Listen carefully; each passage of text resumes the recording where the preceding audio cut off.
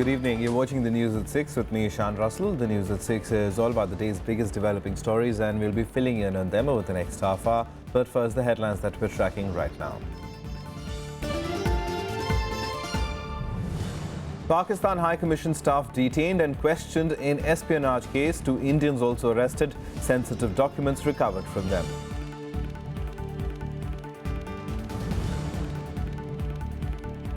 It's Diwali come early for central government employees. Union Cabinet approves 2% hike in DNS allowance with effect from 1st July 2016.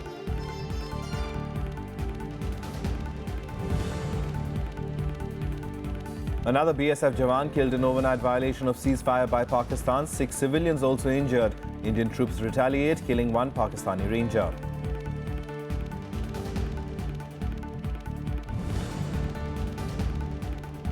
And as the Tata Sons feud intensifies, the corporate house denies allegations of misgovernance. Cyrus Mistry stands by his allegations and says Ratan Tata has acted as an alternate power centre.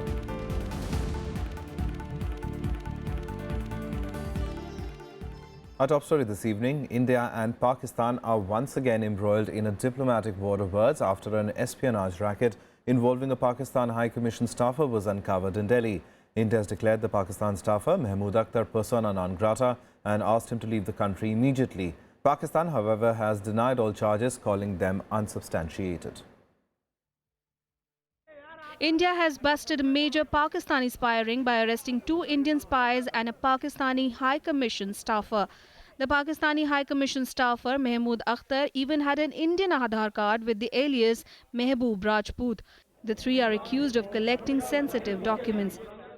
एक espionage racket को bast किया है crime branch ने और 2 लोग गिरफ्तार हुए हैं। इस एस्पियोनाज रैकेट में पाकिस्तान हाई कमीशन का एक मेंबर किंगपिन था जो इंडियंस को रिक्रूट करता था, स्पाइस को, उनसे इंफॉर्मेशन लेके पाकिस्तान हाई कमीशन में देता था और आगे पास ऑन करता था। जो 2 लोग अरेस्ट हुए हैं, मौलाना रमज़ान खान अलियास हजरत और सुभाष जहांगीर, दोनों नागौर के रहने वाले हैं। The 2 Indian spies, Maulana Ilyas Akhtar and Subhash Jahangir, are from Nagaur in Rajasthan. They were the carriers in the Pak spy network. Both were working for the ISI and were passing on information about army movements near the Indo-Pak border. ये सारा जो modules हैं करीब 1.5 साल से active था।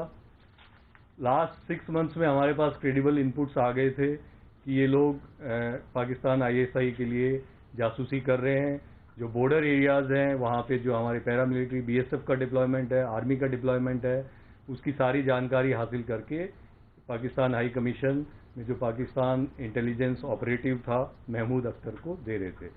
Taking strong exception to the act of espionage, Foreign Secretary S. Jaishankar summoned Pak High Commissioner Abdul Basit.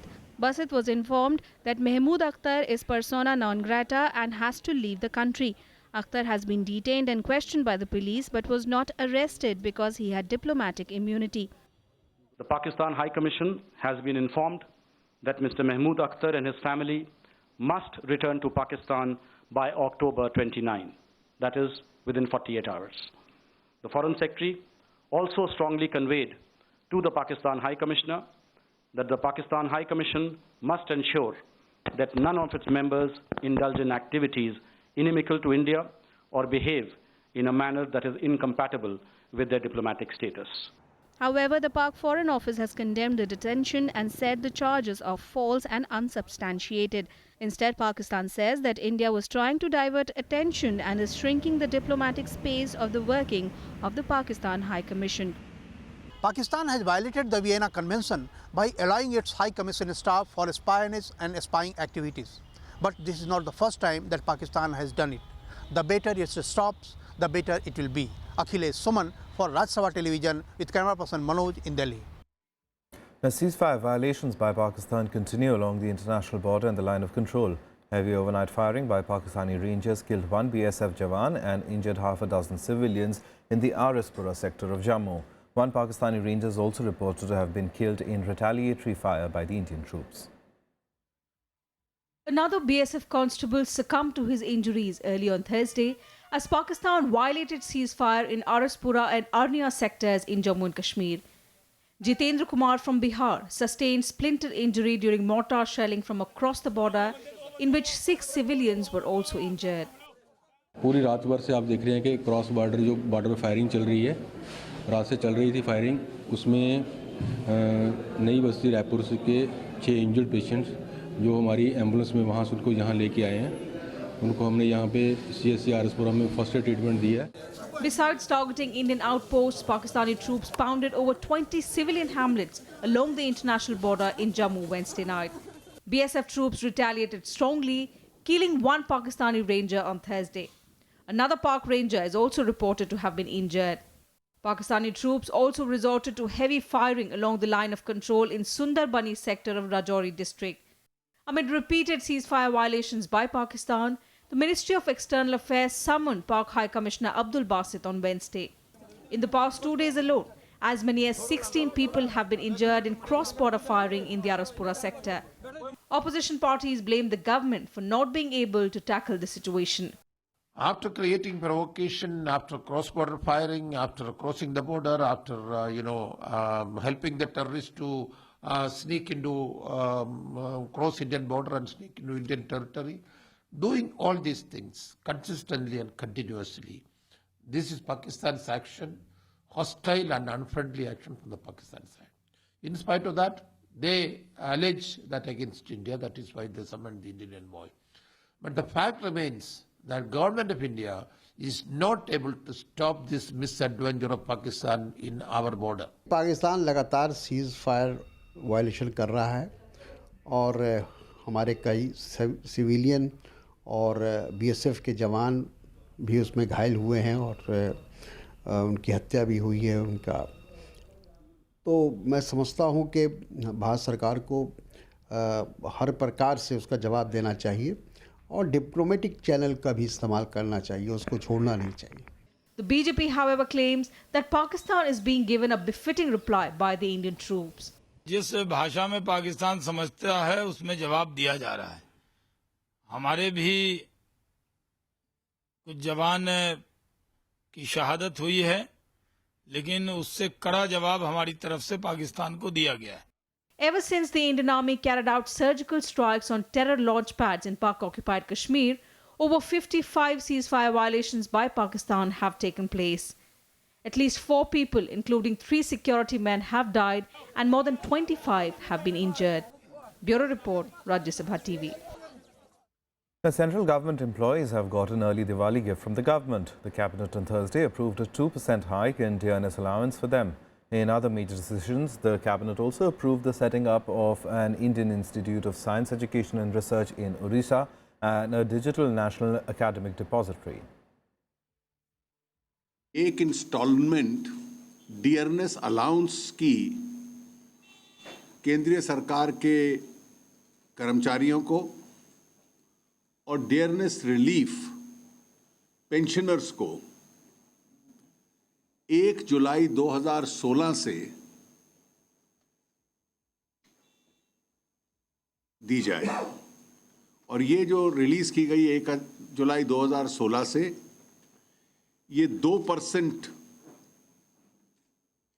का release है. Finance Minister announced a festival bonanza for the government employees and pensioners. A 2% hike in DNS allowance has been announced with effect from 1st of July 2016.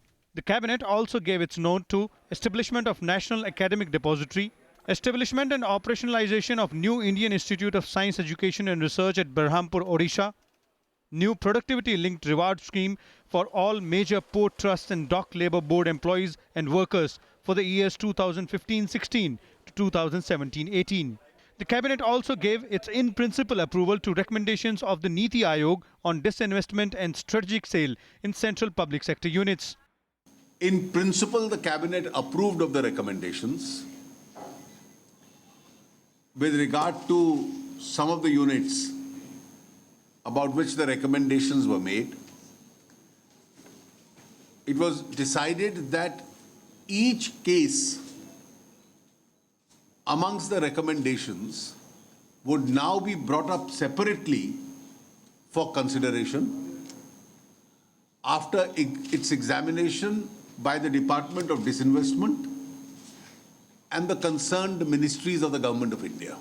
CCA also approved one-time relaxation of mission for integrated development of horticulture, cost norms for implementation of PM's special package of 500 crore for Jammu and Kashmir. It will be used towards restoration of damaged horticulture areas and development of horticulture in the state. Vishal Dahiya, Rajya Sabha TV, Delhi. The Finance Minister Arun Jaitley has cautioned that the management of urban infrastructure, especially water, will become a challenge in the wake of unprecedented urbanization. Addressing the EDB Asian Think Tank Development Forum 2016, the Finance Minister said that currently 31% population resides in urban areas, but that figure will increase substantially in the next 2 decades. He also added that the process of urbanization is partly happening with the emergence of satellite towns, suburbanization and creation of new cities around important metropolitan centers. He cited examples of Delhi and Mumbai and said that these urban centers act as engines of growth.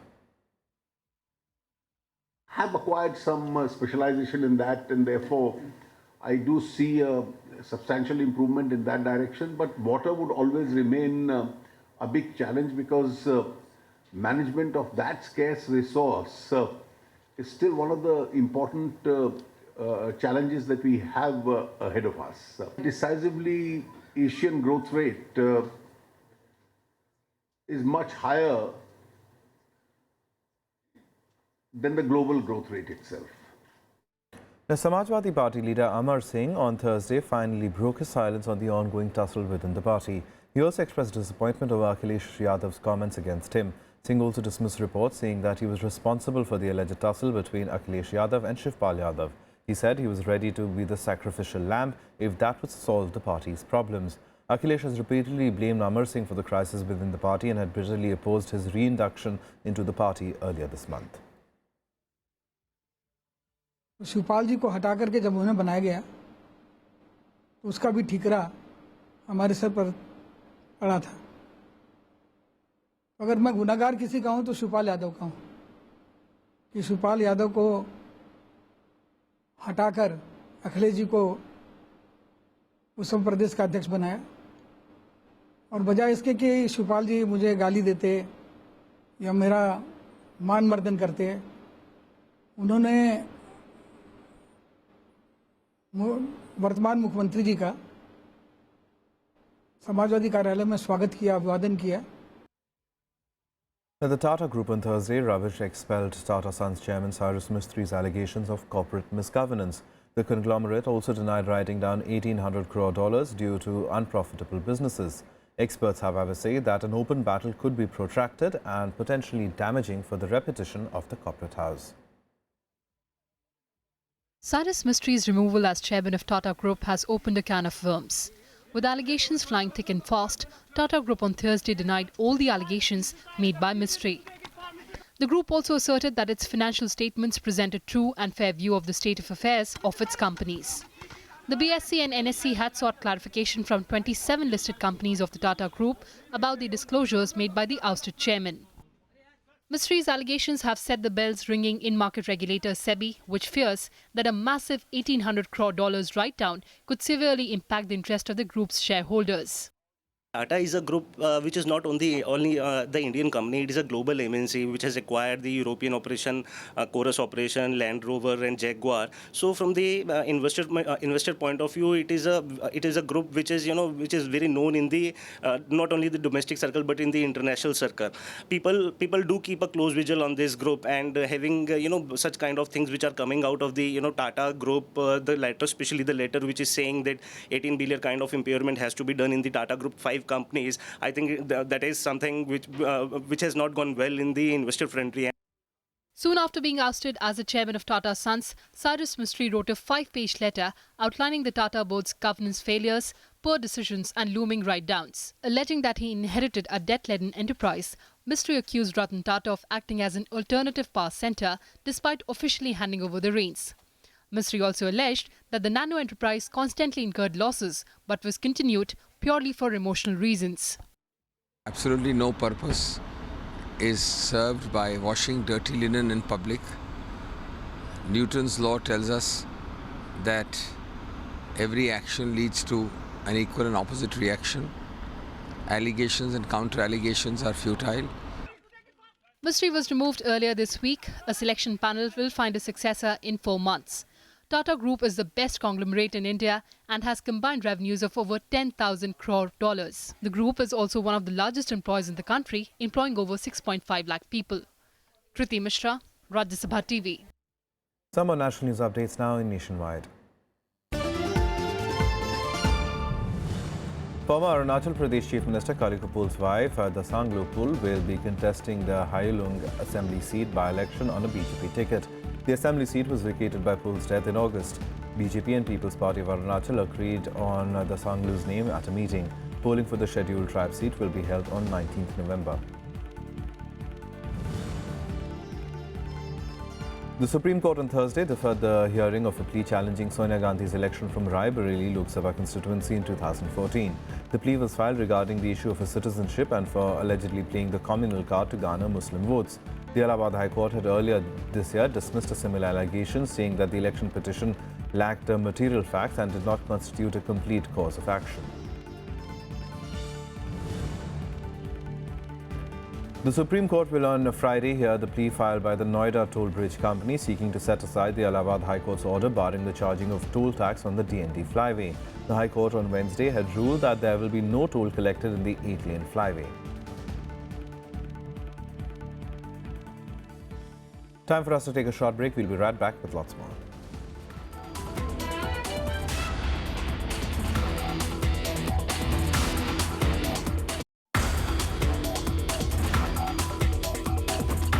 I'm here in this institute now almost 29 years. I grew along with this institute. We are doing, world-class research. You can compare our institute with any national institutions and international institutions. We are one of the top among all the R&D institutions in the country and CSIR institutions also. Watch Eureka with Dr. A. Ajay Ghosh, Director, CSIR NEAST, Thiruvananthapuram, only on Rajya Sabha TV.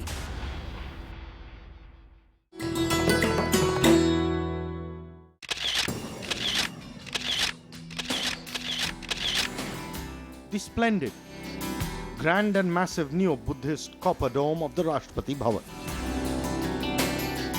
It gets its influence from stupa at Sanchi. The dome is more than twice the height of the rest of the building.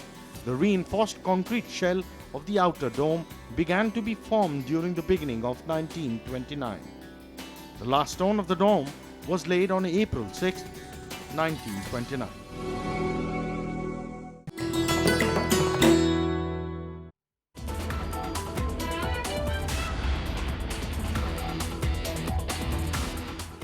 Welcome back. You're watching the news at 6. Some international news now. And the Asian Development Bank has refused to commit funds for Pakistan's $14 billion dam project on the Indus River in Pakistan-occupied Kashmir.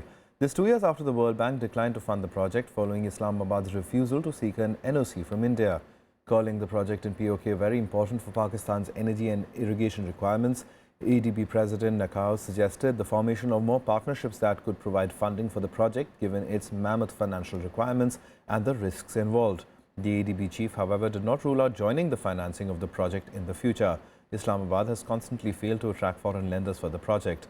Repeated efforts to rope in the World Bank as a co-lender had failed 2 years ago when the government declined to seek a no-objection certificate from India for the project.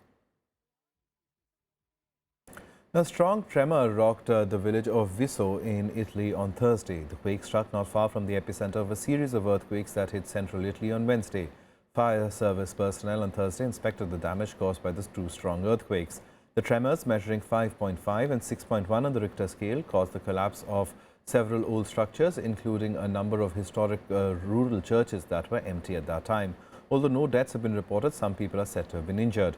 Electric power was also lost in some areas and some roads were closed as well. Areas close to the epicenter reported blackouts and widespread damage. Now in France, child organizations in the Calais jungle have expressed concern over the fate of unaccompanied minors after French authorities claimed that they had finished clearing the migrant camps. Authorities closed registration for welcome centers on Wednesday, even as thousands of migrants remained reluctant to leave the camps. Even as French authorities declared the Calais camps empty on Wednesday, Refugees were seen milling around despite the announcement. Thousands of refugees are still reluctant to leave the camps, also known as the jungle. But authorities claim some of those who remained overnight were not originally from the camp and would not be allowed to use the resettlement scheme. They also stopped processing people by Wednesday evening. Nearly 5,600 people have been moved to reception centres across France since the clearing began on Monday. On a passé un message aux associations. On leur a dit, si vous voyez encore des migrants, notamment des mineurs, on est là, on est prêt toujours à les accueillir. Donc hier soir, c'était vers 21h, le HCR et l'association Salam nous ont emmenés au total 68 mineurs. The camp was burned to the ground on Wednesday. Dozens of makeshift shelters were allegedly torched by disgruntled migrants as they were forced to vacate. Demolition crew continue to clear remaining tents and shelters from the area which were damaged in the fires. No, I'm not going. Why? Because I'm going to UK. So that's why I'm not going. I'm going to other ways. The biggest concern, however, remains the fate of unaccompanied minors at the camp. Aid workers say dozens of minors were left in the camp overnight in rough conditions. I know that lots of children were sleeping under the bridge, some outside the warehouse. Where they've gone now, we can't be sure. We also know that from yesterday and the night before that lots of children have fled.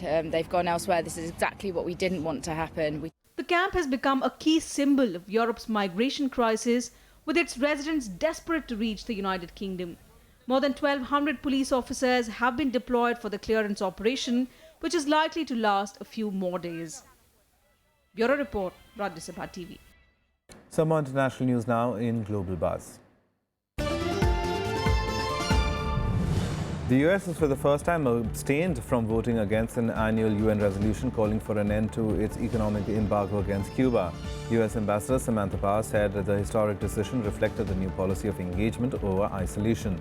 The vote overwhelmingly passed with the support of 191 countries, with only the United States and Israel abstaining in the 193-nation forum. Two senior al-Qaeda leaders were targeted by a US drone strike in northeastern Afghanistan. Farouk al-Khatani, the group's leader in the area, and his deputy Bilal al-Utawi are believed to have been killed. The strikes in Kunar province have not been publicly confirmed and the results are still being assessed.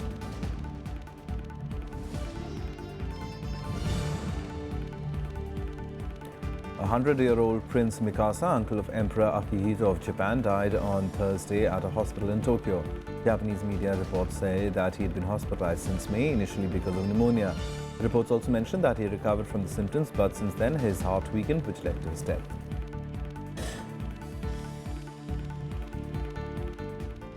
Time now for all the action from the world of sports in SportsBeat. Olympic silver medalist PV Sindhu and HS Pranoy have advanced to the second round of the French Open Super Series with straight game wins. Sindhu defeated Hong Kong's Yip Pui Yan 21-9, 29-27, while Pranoy disposed of Thailand's Boonsak Ponsana 21-16, 21-18. However, Dutch Open finalist Ajay Jairam suffered a disappointing first-round loss.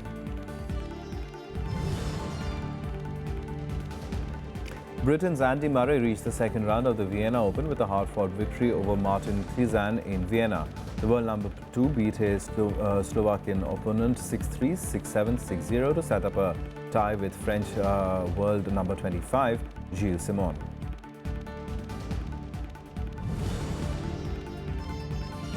Manchester United defeated rivals Manchester City 1-0 to reach the quarter-final of the League Cup. Juan Mata struck the only goal of the tightly contested game in the second half. However, Chelsea were knocked out of the tournament with a 1-2 loss against West Ham United.